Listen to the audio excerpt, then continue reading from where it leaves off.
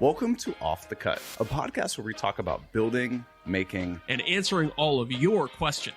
And with that sound, the intro is officially dead. So we got a lot of feedback at Workbench Con that our intro needed to go. So it's gone. It's gone. We're getting straight into the meat. So welcome to Off the Cut episode 105 for Tuesday. Man, 105. 105 is crazy, right? Yeah. Tuesday, March 5th, 2024.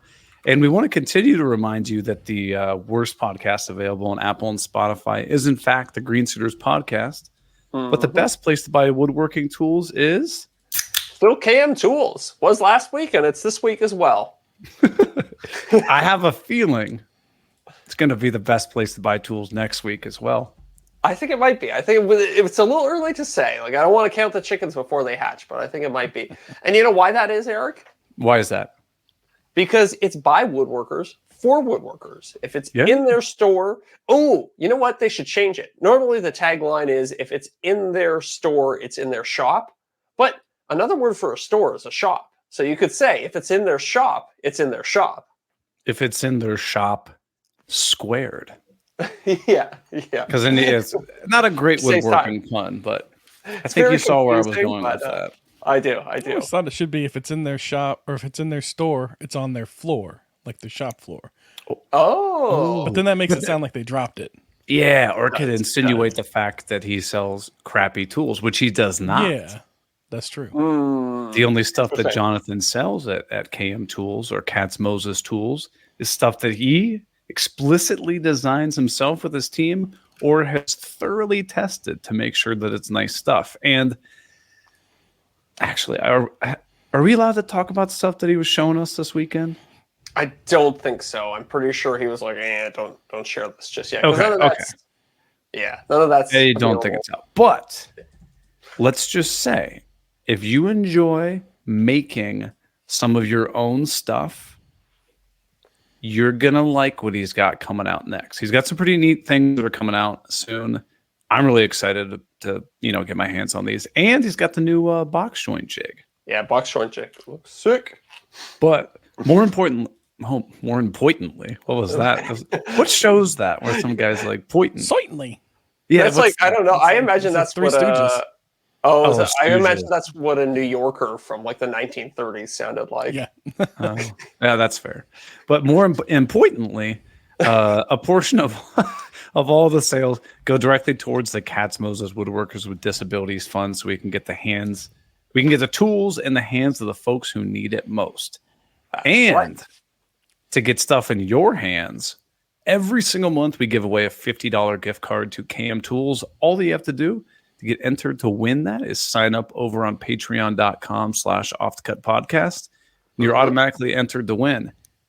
Speaking of winners, tonight is when we draw.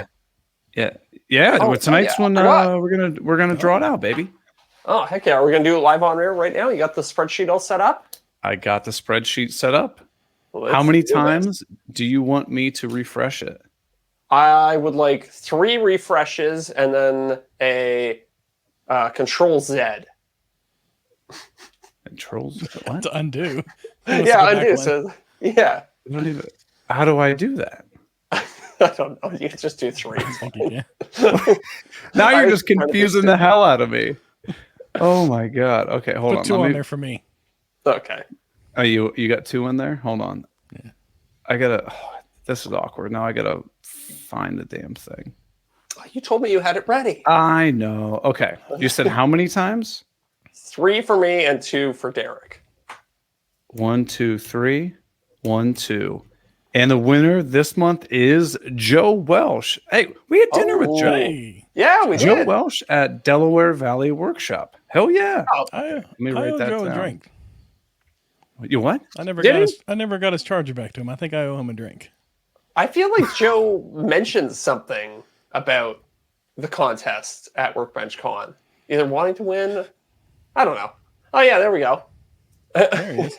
Yeah, he's in the comments right now. Yeah. Joe, right on. So he just ordered from KM too. Oh, no. Okay, Joe, what you're going to need to do is cancel that order and then wait for the gift card to come in, and then apply it to that one.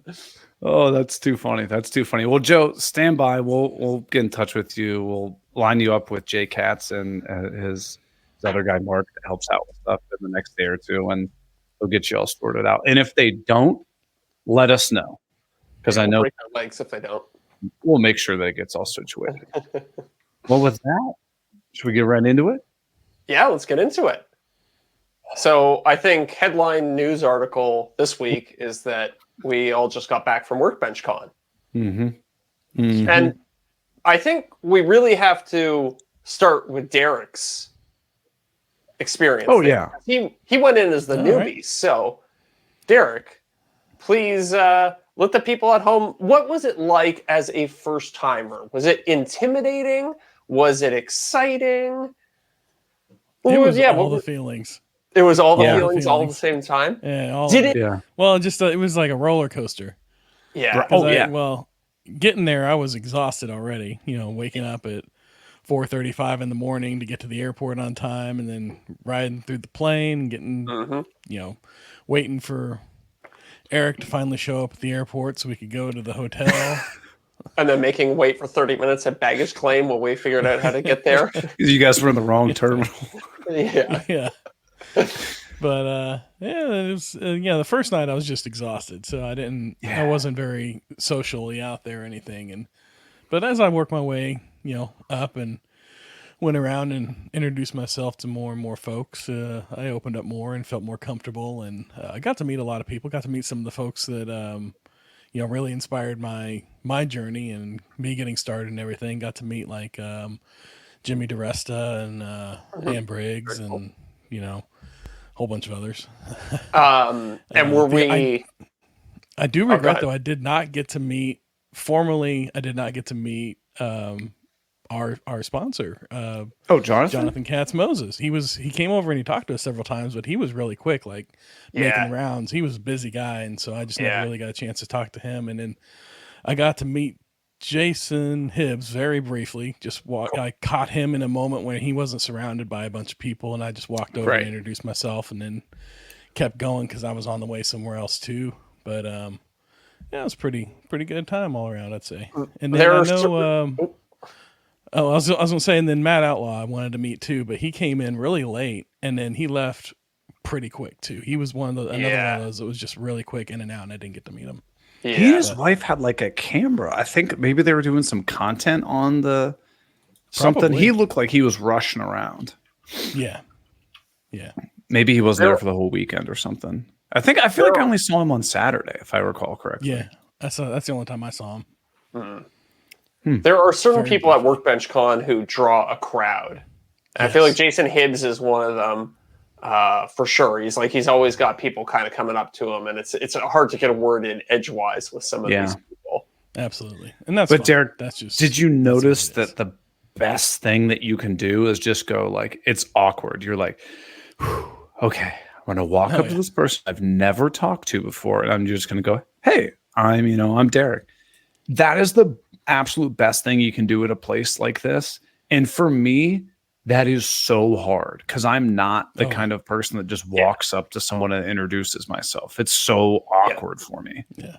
Yeah. And I even had a few like bigger, obviously, most of them are bigger than me, but a few rather large, like on y'all's size, content creators come up and introduce themselves to me out of nowhere, which was really nice and just really showed like how friendly and open everybody is there. Oh yeah.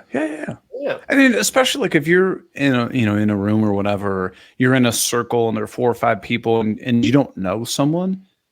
It's not awkward to just be like, hey, I don't think we've met before or whatever. Like, I don't care how many followers you have. If we're all human beings here, like we're gonna have a conversation. Like, I went out to dinner. We went out to dinner with people that have no followers, and we went out to dinner with people that have way more followers. And I was like, it doesn't matter.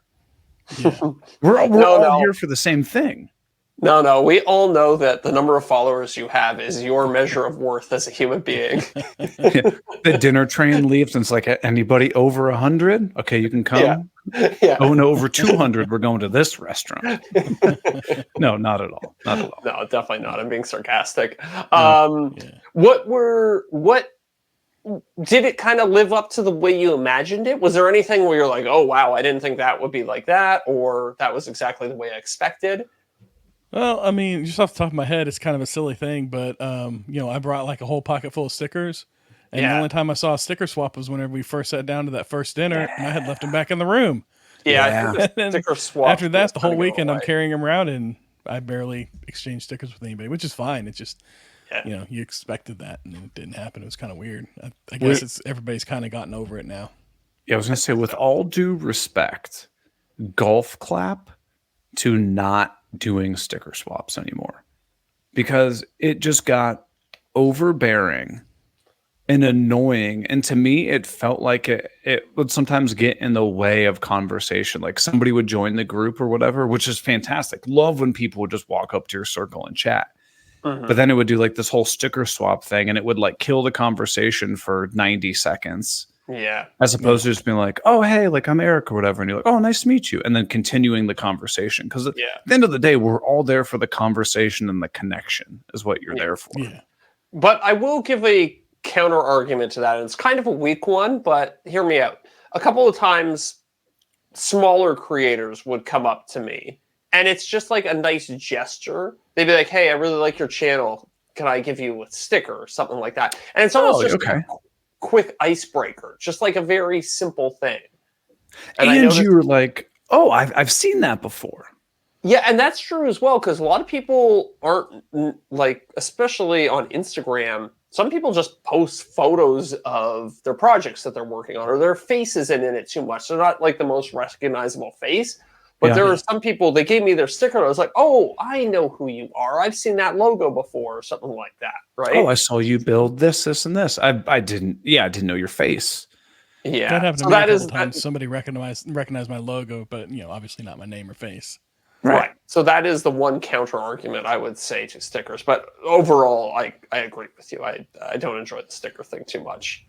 I think there's a tasteful way to do the sticker action, but it is what it is. I guess that's kind of what the opening ceremonies really is for, is that time whenever everybody's first going together. I think that's probably where you would do it at, and then after that you kind of let it go, unless I don't know. Yeah. There should maybe it's like, there should be like that mingler thing they have the first night or whatever. Yeah. The mixer. Yeah, that could be the sticker swap time, and then after that, no more stickers. Time. Yeah, something like that. I don't know. But overall, like, I mean, as always, I was talking to Keith last night, and we were both like, oh my God, we haven't like slept at all. We slept so much on Monday, and we were both just like, and I'd do it again next weekend if I could. I think the three of us and Keith stayed up every single night till at least 3 or 3:30. At least, yeah. Well, we closed it out, and we actually helped the hotel staff clean up on the last night we were out there so late. We could tell that they wanted us to get out so they could start their cleaning process, and we just felt bad, so we all just kind of hopped in. That place was destroyed too. Like, I know. Why don't they just put like a giant 55-gallon trash can in the middle of the lobby? People would just be like, oh yeah, I'll just throw this out here. There's no trash cans. That's the issue. Yeah.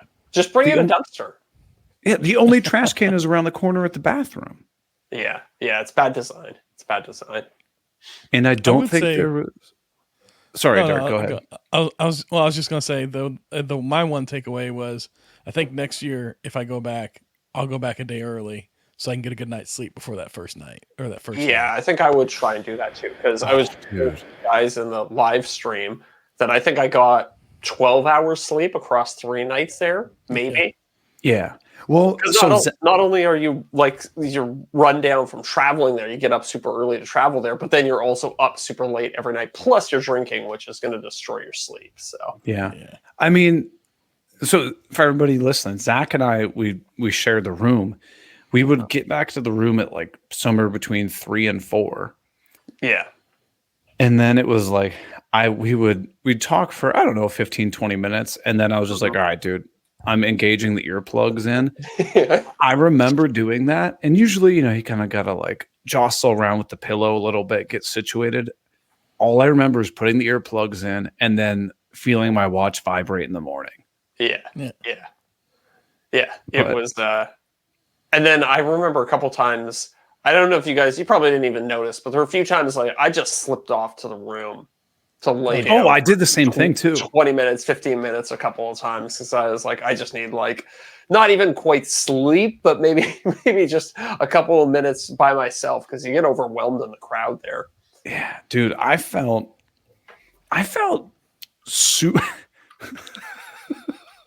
I'm sorry. I just read Suman's comment. Talk for 15 to 20 minutes. Air quotes. That was the running joke this whole weekend as people were like, oh, Eric and Zach, you're sharing the same room? Who's the big spoon? Who's the little spoon? It's funny. I just kind of assumed that everybody split their rooms with somebody else. No one does. Suman and Scott Wall share a room. Yeah. And then who was I asking? I was talking to John Cesarno from Lincoln Street. He was like, no, I just have my own room like an adult. I was like, oh, you can do that? I didn't even think about that. Yeah. But then the thing is, like, how much time did we spend in our room? Basically none.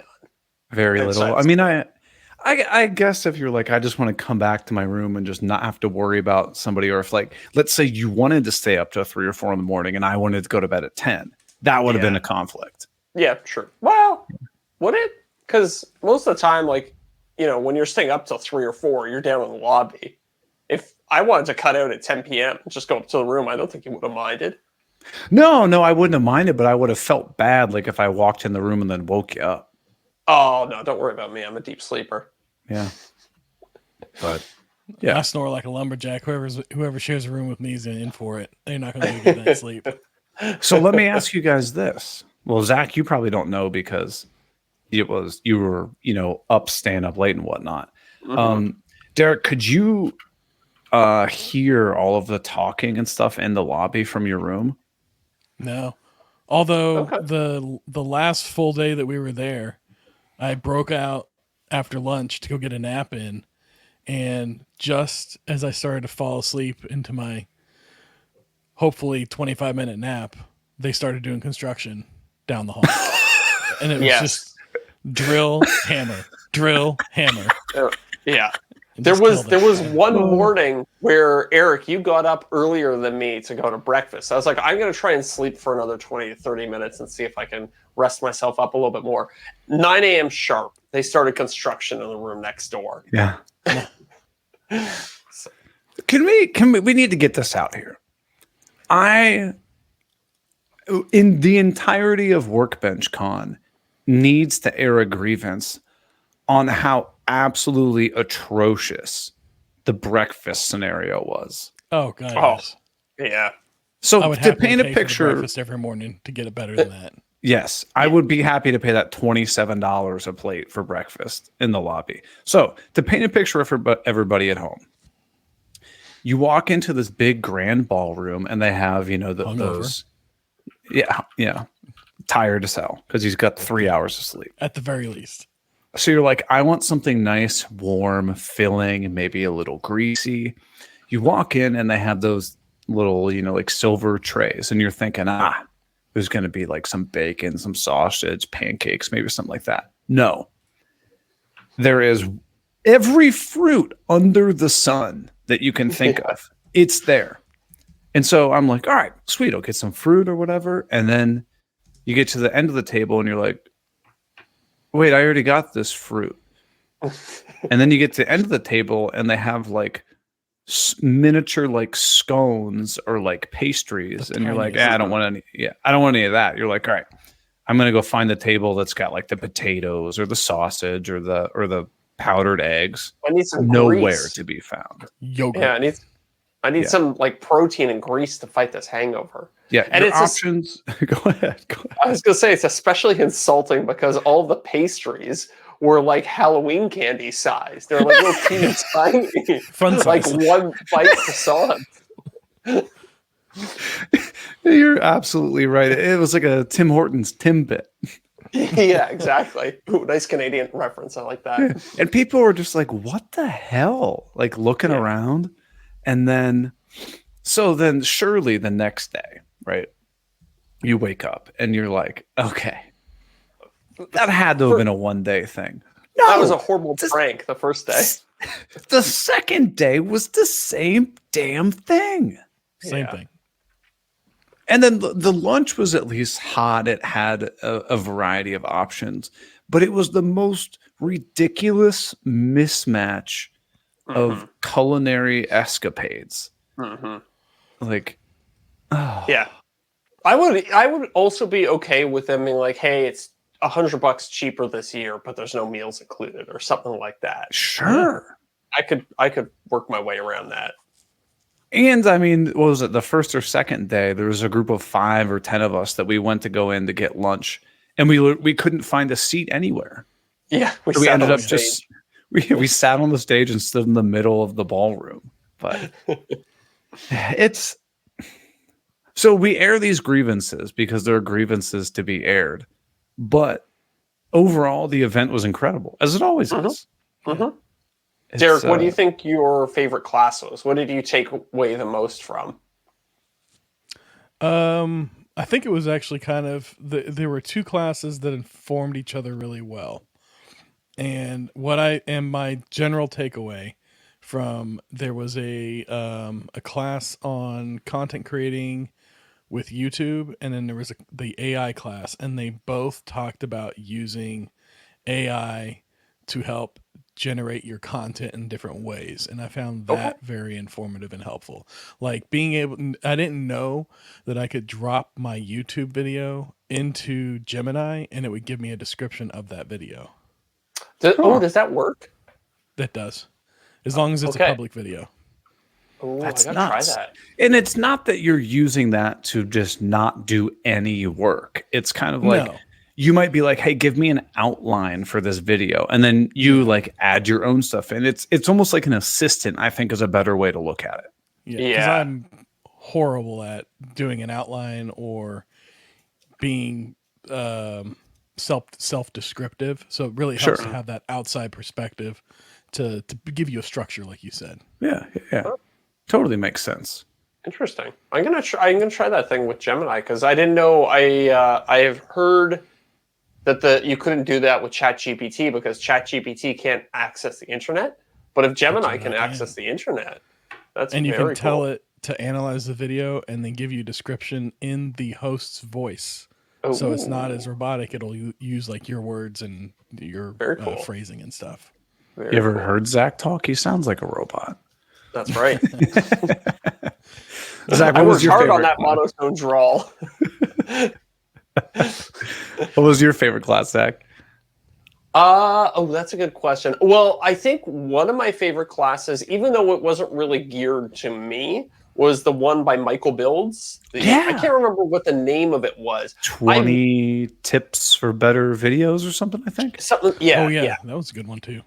I wish I saw that video, if not last year, then the year before that. It would have been of so much value to me. I think the last 3 or 4 tips that he offered were things that Eric and I stayed up late last year talking about. Like all that stuff about the retention graph and all these little details pertaining to that was hugely helpful. And it's like kind of the things that you don't really get anywhere. I haven't seen any other advice about, how to start a YouTube channel in 2024 or 2023. Nobody was talking about that stuff. No. It's like really, really key insights that are very useful. Yeah. I like that class. Yeah. So for me, I have a longer answer. And so, Zach, I know you'll probably resonate with this as well because we were chatting about it a little bit. So when we first walked in, we were like, oh yeah, we'll check out some classes. We kind of looked at the schedule, and on Fridays we were like, man, I don't know. And then throughout the day, like I was having these conversations with all these people about like, just about their business, how they're running things in general. And I was getting like really overwhelmed. I was like, holy smokes, like these people are operating on like a totally different level than me. Mm-hmm. And then I was like, but we haven't even gone to any classes today. And then we went to Michael Alm's class at the end of Friday. Oh, yeah. That was and there was a pretty good open discussion in that class about people like, really going into details about their branding and all this kind of stuff. And then it kind of like, I had to like check myself. And I think that's a conversation that we had that night of like, man, I need to check myself and like, okay, so things are going pretty well, but like you can always improve and always learn from anyone you're talking to. The next day, we hit every single class session that we could. And I felt like I got so much more out of the event on Friday so much more out of the event on Saturday than I did on Friday. And it was 100% my own doing. Yeah. I think it's in our kind of world, it's easy to let your ego run away from you a little bit. Yeah. When the business is going well, you're like, I got this. I got this, hundreds of thousands of people are watching me do it's very easy for your ego to get away from you and to just sit down, like check yourself or humble yourself for a minute and be like, no, there's something I can learn from every single person in this room. I'm not too good to go to this class just because my last video did well. You're not the master of social media just because, you happen to be doing pretty well lately. So that's exactly how I would summarize it is not a single person there is too good to not attend the classes. And it's not me talking shit on people who decided, oh, there we go. There's explicit. It's not me talking poorly about people who decided not to go to the classes. For me personally, I need to make sure that I force myself to go to the classes because even in the ones where I'm like, okay, like I don't necessarily need to do this one. I would come out of the hour-long class, maybe with not an hour's worth of knowledge, but one or two nuggets or something that made me really, they're thought-provoking and made me think like, I never thought of it that way. And to me, that's worth being in the class for an hour. And, like sometimes, yes, you do have to sit there and hear 10 things you already knew in order to get to one of those nuggets. But that's not even bad. Like sometimes it's good to just go get a reminder of some of these basics. So, for sure. Yeah. Yeah, like Michael Builds in his class, he had a whole section on J cuts and L cuts. And I was sitting there thinking about it as like, you know what? I've been lazy about doing those lately. I know the impact that those can have in making a video flow better, but I've kind of just not been doing it lately. And then I watched his examples and I was like, that does seem like a much better transition. I should do that more often. Yeah. And it's a 2-minute reminder. It just flags up in your brain and you go, I need to make sure I'm doing that. Yeah. It's just, I feel like I walked out this year with not as many like overarching monumental things, but more small nuggets, small tweaks, small thoughts that I think are going to be highly impactful rather than anything just like monumental. Like I think last year, the biggest thing that we walked out with was, oh my God, I need to really look at the retention graphs on videos and really understanding. That was huge. We spent hours each night looking at each other's like retention graphs and whatnot. Yeah.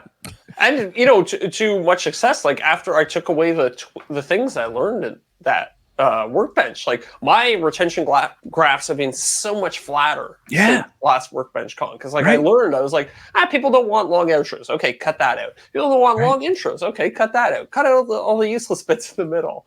Right. And so it's interesting. So, Deric, is there any? Do you think it was the AI stuff was the biggest thing that you took away from Workbench this year? Like the biggest lesson? Well, yeah, like that's a great tool to utilize for sure.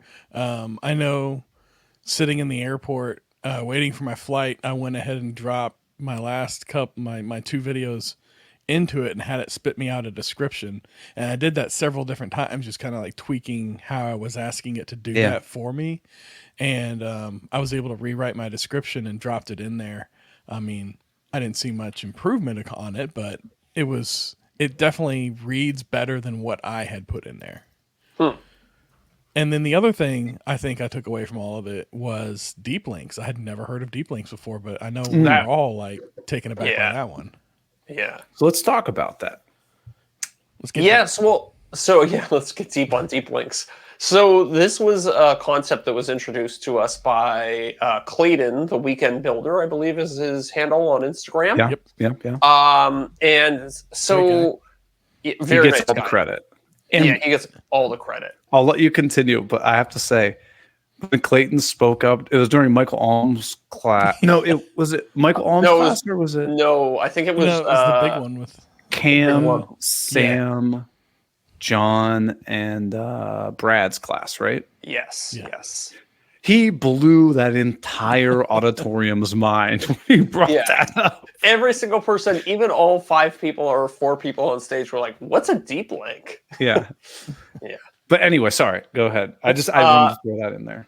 So basically, a deep link is a link that has been optimized for any affiliate program to log in natively on whatever platform you're using. So the example is somebody goes to Eric's YouTube video. They say, hey, I really want to buy that saw that Eric's using.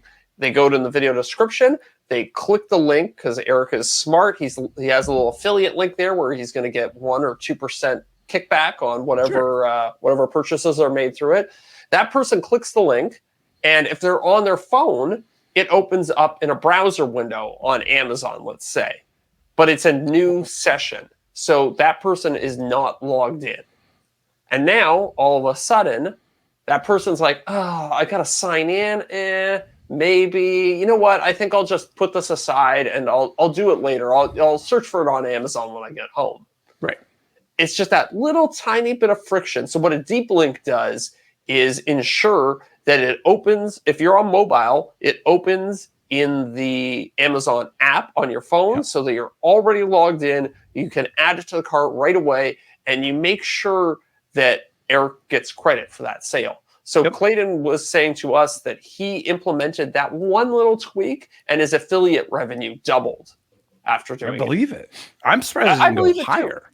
Do you know, like, friction is like so underrated? Just like any little roadblock between somebody making a choice and not making a choice is like the odds of them actually going through with the choice is like cut in half, essentially.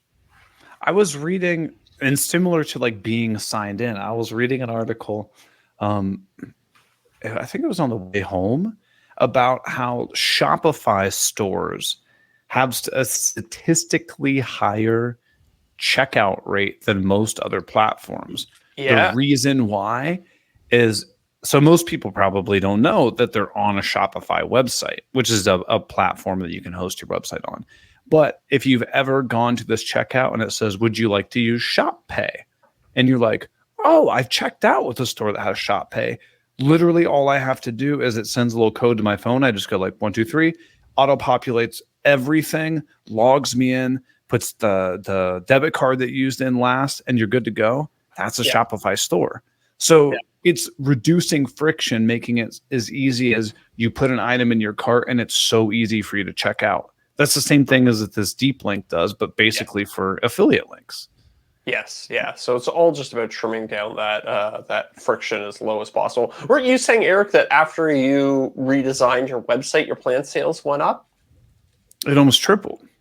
Right, because now all of a sudden, instead of having to jump through 3 or 4 hurdles in order to check out, you now have the Shopify thing where it's a super streamlined process. And that's the thing, I think people underrate that. They're like, oh, somebody makes the decision that they're watching one of your videos and they want to buy your plans, and thus they are going to buy your plan. But there's actually like 5 or 6 micro decisions that get made between that choice. And if any one of them goes wrong, or if there's a little too much pushback on any single one of them, then they'll just opt out. And it's kind of interesting. There's a science behind it. Yeah, definitely. That would actually be a really interesting field of study. Like, can you imagine being on the team at Shopify that has to design a checkout process that's as streamlined as possible, and like what little tweaks they could make? I mean, Amazon does it. It's the one-click checkout. Yeah. So it's like add to cart, and then does it say buy now, or is it one-click checkout or something? Yeah, buy now. So if you are signed in, you can press a button, and it will take you instantly to the checkout screen where you can just thumbs up. There we go. Thumbs up. I hate these stupid bubbles that pop up. You must be able to disable it at a system level or something on your computer. I hope so. Yeah. I hope. And we've talked about it. It's just stupid emojis that come up on the MacBooks. But as soon as you can just hit buy it now, and it instantly spits into your, you're in the checkout screen. Yeah. You just made it so easy for somebody to impulse. Yes. It's all about that impulse purchase. Right. And it's why you ever go to a website that they're like, they don't tell you what the price is. They're like, call or inquire for price. I am never buying anything from that website. Yeah. It's why they have all the very high margin, low cost items at the checkout at all of your favorite stores. Like, think about a lot of stores make you walk through a little maze in order to get to the cash register. And it's just stocked with stuff that they know is cheap enough that it's an impulse purchase. And it's also their highest margin items. Yeah. Because they're hoping that you're just going to grab it on the way. Gum, headphones, magazines, exactly. It's all there. Exactly. The other thing that I took away this year, and I mean this in the absolute most respectful way in the world, and you'll get what I mean, is there is a handful of people that we all look at on social media and think these people are just winging it, just doing whatever. They can make anything in the world, and how does their stuff just do so well? It doesn't even look like they tried. I had conversations with all of those people this weekend, and dude, when you get to talk to these folks, you're like, holy shit. Yeah. These people's brains and business acumen is operating on a completely different level. And that they're giving off the illusion that it's very casual, but there is nothing casual about what these people are doing. Yeah, maybe it's true in other fields, but if you're watching any big content creators, especially on YouTube, and to a large extent Instagram too, if you're seeing anybody who's super successful, it's not luck. It's a result of a lot of practice and a lot of planning and a lot of hard work. Right. Working their ass off. And I think I got a new respect for a lot of these people. Not that I didn't respect them before, but I'm like, okay. Yeah. It's the trick is to make it look easy and effortless and casual. That's where the magic is. But that takes planning. It's the exact opposite of casual in the background or behind the scenes, I guess I should say. Yeah, and the other thing I noticed is that every single person has people in their lives, other creators that they bounce ideas off of, and no one is doing this alone. Yeah. No one can do this alone. You need some sort of sounding board. Yeah, that's the interesting thing about Workbench, and I wonder if it exists in other niches, because we're all there. And we're all kind of in this woodworking, building, DIY kind of space. Yeah. But what about people who are in the cooking space? Do they have a conference where they get together and share tips about what's working for making food videos? I gotta imagine they do. Yeah. I mean, I had never heard of Workbench Con. Yeah, I'd never heard about Workbench Con until I got into it. So maybe there is. Yeah, I don't know, but. I just think it's so freaking cool that our space is, you can just call somebody up or text them and be like, hey, I got this idea. What are your thoughts on it? Yeah. And everyone's happy to help you out. Yeah. Yeah. Which is odd because if you wanted to be if you wanted to do the technically business optimal thing, you'd be like, F off. I figured it out. Like, figure it out for yourself. Right. Because why would you give? Well, that'd be like Coke telling RC Cola how to brew their soda better. But isn't there some? You read more business stuff than I do. Isn't there some like word or phrase for like businesses basically giving their secrets to other businesses and it being mutually beneficial to one another? Isn't that like in the research space or like I can't think of anything. Well, there's like crowdsourcing and stuff like that, but I don't think that's what you're talking kind of about. Similar to that. But it's like where like one company spills their secrets to another and then they both share it and then they mutually grow way faster and quicker. Beneficial agreement? Huh. I don't know. But there's some word that I've heard before it's really interesting. It's like, if both of these people have some secret and if they share the secret, now instead of making a 10% improvement, they're making like a 400% improvement. Interesting. But that's kind of how I feel about Workbench Con. Like everyone's sharing stuff with one another and you get a lot of info. Yes, you get a lot of info. And you also have to sometimes ask for it. And that's a little scary. And I think, if there's anybody listening and they're thinking about going to Workbench Con, and you go, just know that people are very open and very willing to discuss things. Do not be afraid to go up to somebody and like ask them some details about their business. No, because people like to talk about themselves. Let's be honest. Mm-hmm. So if you go up to somebody and say, what's been the most successful thing you've done in your business this year? Everyone is going to want to answer that question. Yeah. Because they're excited about it. Yeah, look, oh my God, I'm trying this new thing and I absolutely love it. And you're like, there's like excitement about it. I can't wait to start talking about it. Right. It's you get out of it what you put into it. And as all of us being introverted folks, it's a lot of effort to go up to somebody, introduce yourself to them, and then have a very meaningful, insightful conversation for 14 to 18 hours, 3 days straight. Yeah, that's why you disappear to the hotel room for 20 minutes and just sit on the bed and stare at the ceiling. It is exhausting. Or the bathroom like Eric. Yeah, or the bathroom like Eric. Oh, there are times where I'd just be chatting with people and be like, I'll be right back. I'm going to the bathroom. Yeah. And I would just go in the bathroom and just like stand there for 5 or 10 minutes. I mean, I had to go to the bathroom, but also like, I just need to take a breather. Yeah. That's why there's a couch in there.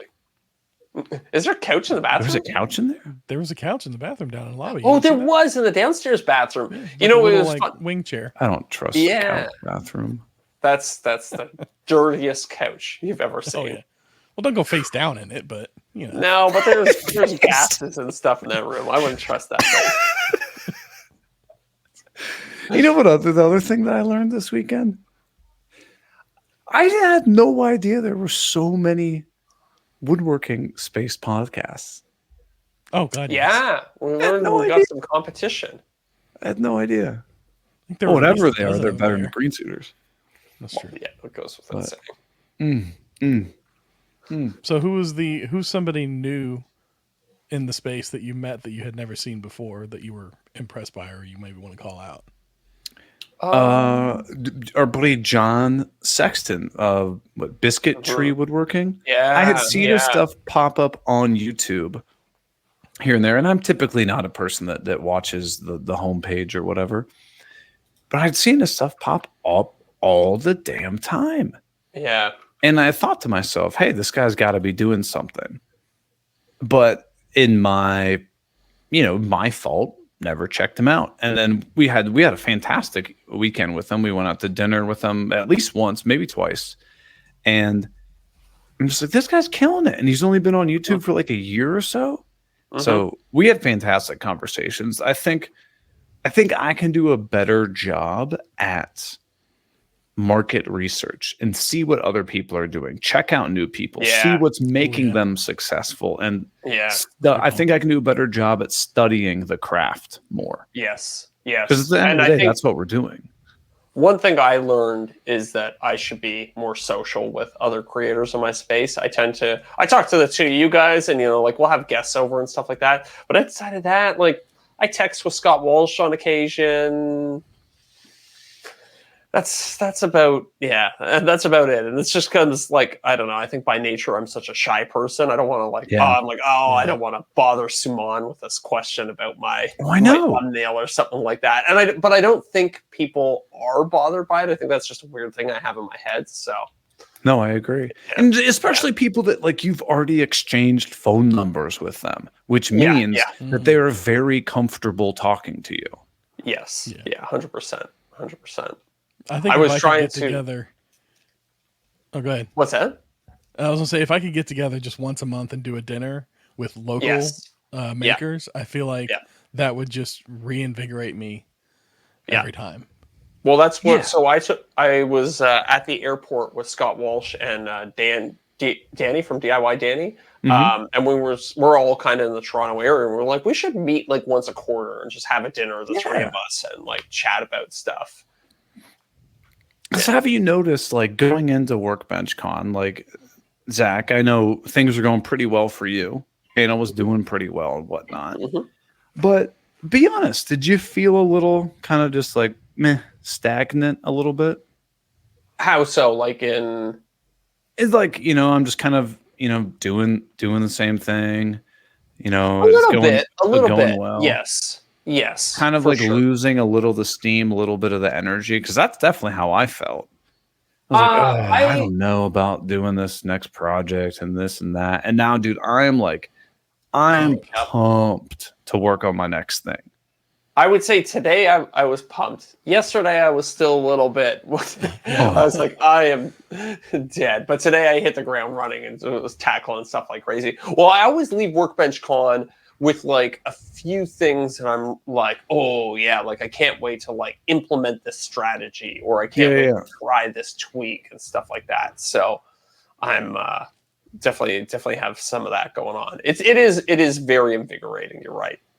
It just kind of gets you re-jazzed up about it, which I think everyone needs that, especially because like what we're doing is predominantly very antisocial. Like we're all alone doing this and not that. And then when you have, you get together with a group full of folks and start talking about all this stuff, it kind of like gets you re-jazzed up again. Like, very much. I'm excited. I mean, it's an antisocial industry because it's just you, a camera, your workshop, and then, your office when you're editing. And that's like kind of like just rinse and repeat, rinse and repeat, rinse and repeat. So the irony of social media is that it's antisocial. I know, right? I know. And the craziest thing is the more successful you get at it, the less of the social part you do. You're not responding to comments because of that scale you can't keep track of. Like you're so focused on cranking out more content. You're not necessarily like talking to your peers and stuff like that. So yeah. You know what I thought was different about this year is in the past, I feel like the vibe, the sentiment was get on everything, get on every platform, do this, do that. And it seems like people are really hammering it down into doing one thing really well. Mm-hmm. Right. Mm-hmm. And then kind of spacing out. I mean, think of any large creator in our space other than about 3 or 4. Yeah. They're all very well known on one platform and killing it, and then present on others. Yeah. You know what I mean? Yeah. Mm-hmm. And I don't know. I wish I would have realized that earlier, that I should just do one thing really well, then scale up. Because if you try to do all of them well, it's physically impossible for you to spread yourself that thin. Yeah. And you're doing yourself a disservice across so many different platforms, I think. How the hell did so many, I feel like influencers like 3-4 years ago, or content creator, whatever you want to call it, you would see somebody on YouTube who is cranking out a YouTube video once a week. They would be posting on Instagram every day. They had a Facebook page. There were literally people, it seemed like, who were just everywhere at all times. Teams. It's gotta be teams. Yeah, but even like kind of creators who were just starting out. I don't know. Yeah. Or, I mean, if you everyone talk that I've seen like... Go ahead, Deric. No, go ahead. I was going to say, everyone that I've seen like that, they've got like an entourage behind them usually. And I gotta imagine that they have some skin in the game as far as like behind the scenes. Yeah. Or at the very least, an editor or something like that. Yeah. But I think even an editor, but you also need like almost like a manager person too. Yeah. Yeah. And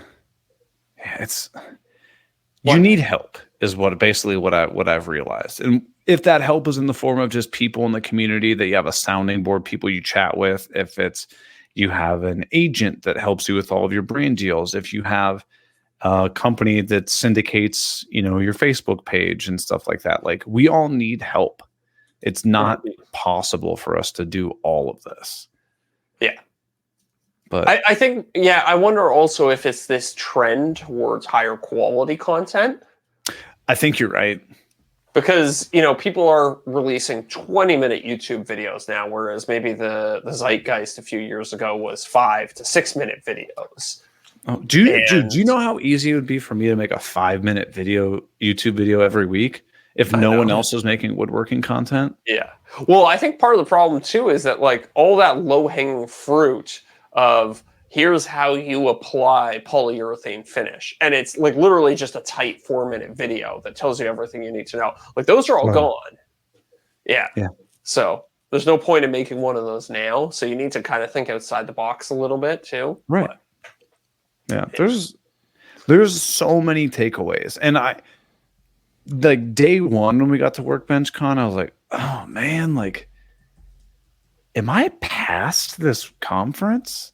Yeah. And then once I kind of like checked myself, I was like, dude, what came to my mind was like thinking of myself in like a sports strata. So hear me out. Okay. You have like your pro players. There's this stupid thumbnail or thumbs up going on. You got your pro players, right? You got your professionals. You got your all-stars. I am not in the major leagues as far as woodworking content creation goes. I would consider myself Pro-am. No, not even. I would consider myself the best, the high school all-star. Oh. I'm doing very well, but if you go 50 miles away, no one has any idea who you are. Oh, I see what you're saying. Yes, yeah. Yeah. So it's like I might be crushing it. In my, what were you gonna say, Terry? I think you're minor league. You're looking for your shot at the majors, but yeah, you're minor league. Yeah. You'll give me minor league. You know that baseball team that's like kind of a joke on TikTok, the Savannah Bananas. Have you ever seen them? No. Yeah. They do like I've weird. seen the logo. Yeah, they do like weird social media posts. It's like they have like comedic skits built into their baseball games. It's a very weird format, but that's where I think Eric's at. There you go. Savannah Bananas. He's a Savannah Banana. Spenceley Bananas. Yeah. But it's like, okay, so you can get to be a really, really, really good high school player. And if you settle and go, I'm good here. Yeah. That's okay. Yeah. That's okay to stay at that level. But if you are eyeing the major leagues, you have to look what these other people are doing and just put endless amounts of work and effort into it to step up to the collegiate level, step up to the minor league level, step up to the major league level. And it's okay that you're not at that level, but you also can't expect yourself to get to that level without putting in just an ass load of work. Yeah. I think that's very true. And it's kind of, that's what I've been reflecting on is things are going well, but I can absolutely get to the next rung. Yeah. But it's going to be a lot of work. And it's tricky too. Like you want to be targeting the rung that's like right above you. You don't want to say like I need to be doing everything that Brad Rodriguez from Fix This Build That is doing, because he's been doing it for 11 years. He's 10 rungs above you. Right. But, you can look, okay, well, maybe I could be like the all-star on a college team next year. And then once you hit that level, think about the next one and blah, blah, blah. Right. I think it's setting reasonable and attainable goals, not trying to go from this year to being the NFL Hall of Fame All-Star. That's not happening. Yeah. I think once you leave your day job behind and you make it your full-time focus, you'll see those rungs coming faster and closer. Agree. You'll start progressing. Yeah. I agree. Yeah, it's kind of unfortunate that it's such a time-intensive job, because it makes it really hard. And I think this is why so many people start, but they drop out before it ever becomes a full-time income for them, is because it demands not even so much time in terms of creating the content, but there's also all the learning that goes along with it. And, if you're trying to squeeze that in between a full-time job and a family and all these other things, it's really tricky. Yeah. And all for no money until you get to a certain level. Right. And was it Brad or John who had the talk where they were showing the pie charts of... Yeah. Was that John? I don't remember. Well, they were both the same talk. Well, I know they were both the same talk. I don't remember who shared year it. One, year I two, think it was year three. I think it was John who was talking about it. So for everybody listening, basically what they would show is year one, here was a sample person. Yeah, and they would be like, oh, I made $6,000 or whatever in year one. And it would be 95% of their revenue was from one single bucket. Mm-hmm. And then year two, it would be 15 to 20,000. Yeah. And it would be oh, now they had 3 buckets. One was 50%, one was 30, and the other one was 20. And then year 3, it was $120,000, and it would be 10 buckets, all of which were 10%. And they would show multiple case studies after case study, and you start to kind of reflect on your own. At least I reflected on myself, and I was like, "Yep, that looks about right."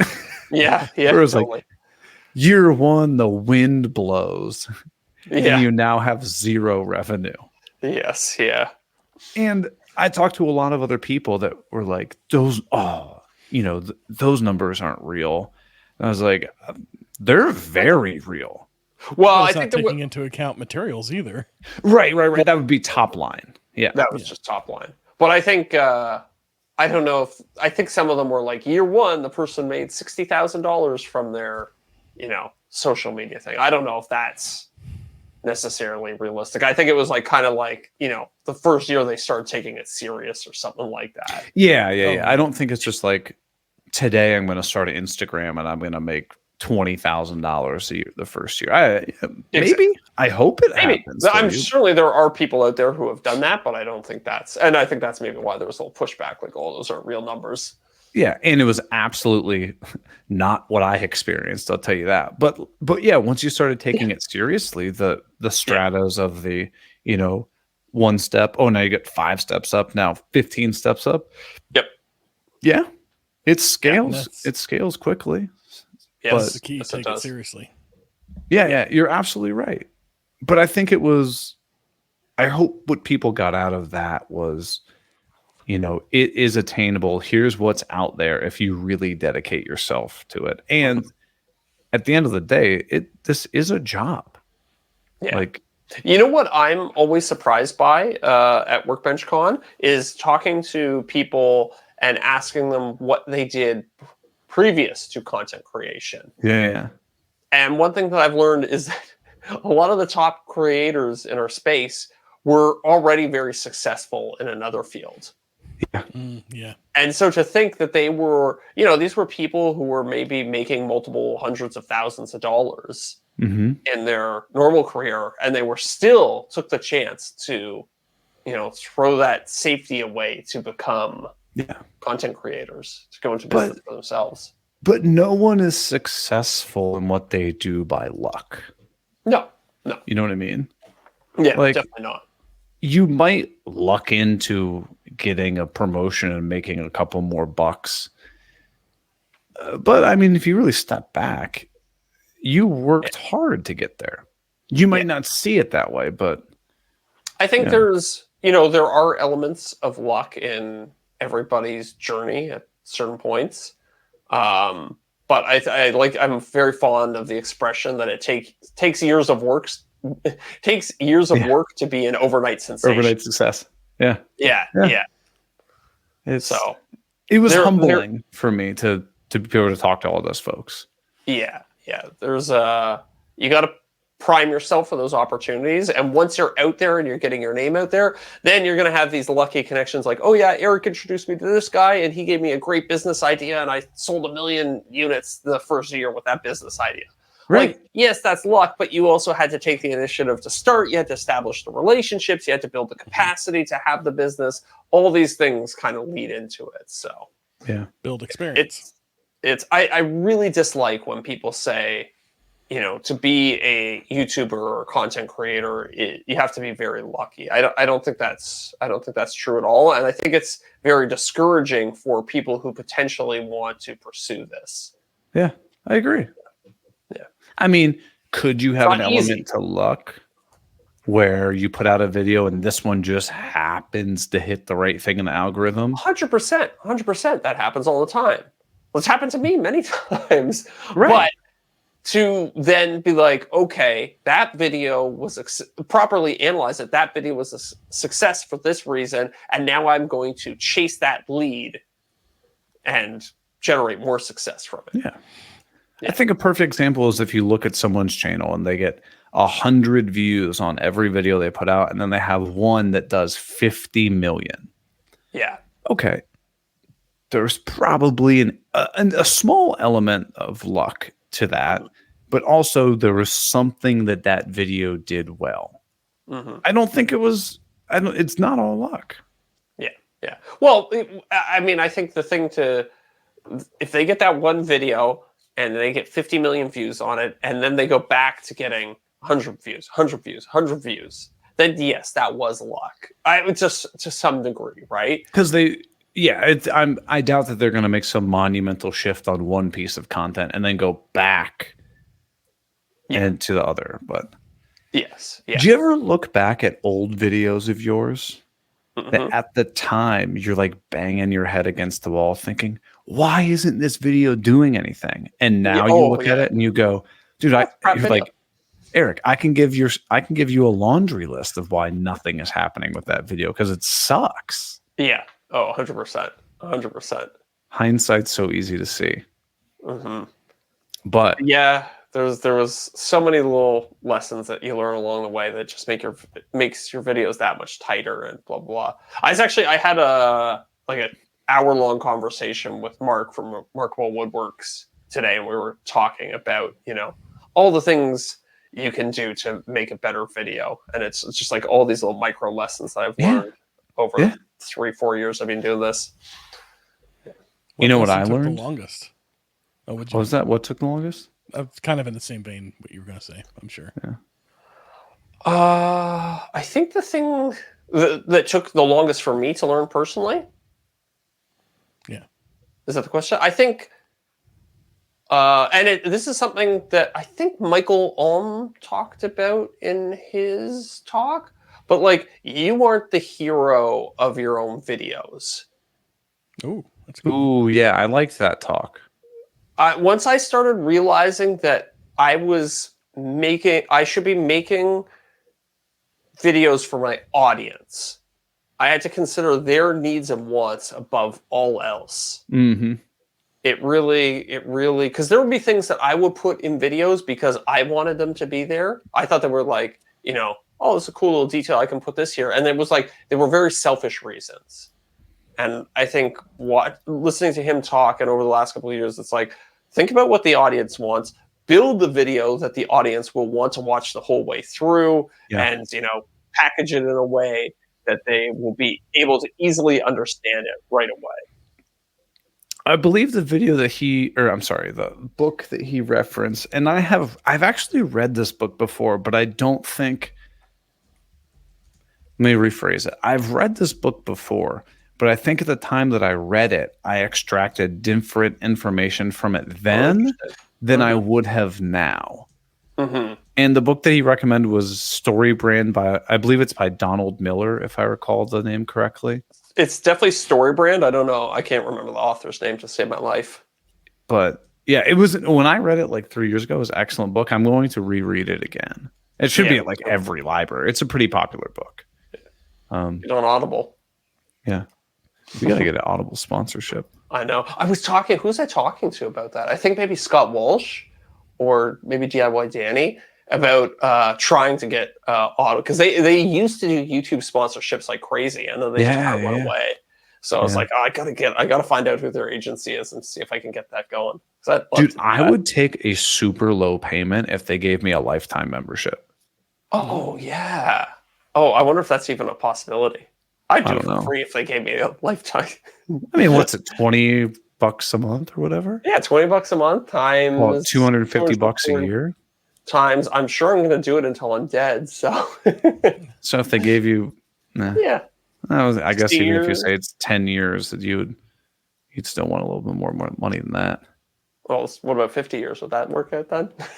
10 years would be $2,500. So $1,250 would be 50 years. You can make that happen. All right. Yeah, I can make that happen. Well, anyway, what makes the show happen is our returning top tier patrons and all of our other patrons. That's right. So huge shout out to our returning top tier patrons. We got Renee, aka the Goblin Spanker, Dan Armendariz, Josh at Freedom Workshop, Corey Duvall, and Dadu.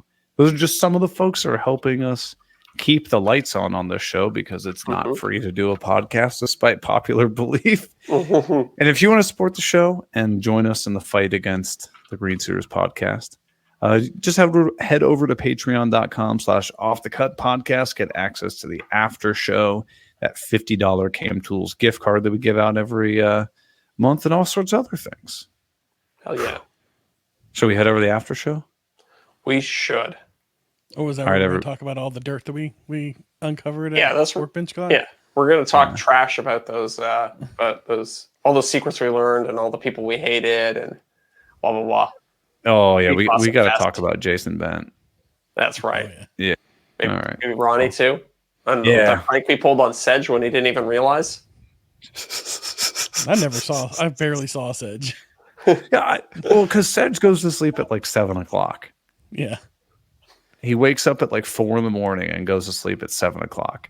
But anyway, everybody, thanks so much for tuning in. We will catch you next week, or we'll catch you over on the after show. See ya. See ya.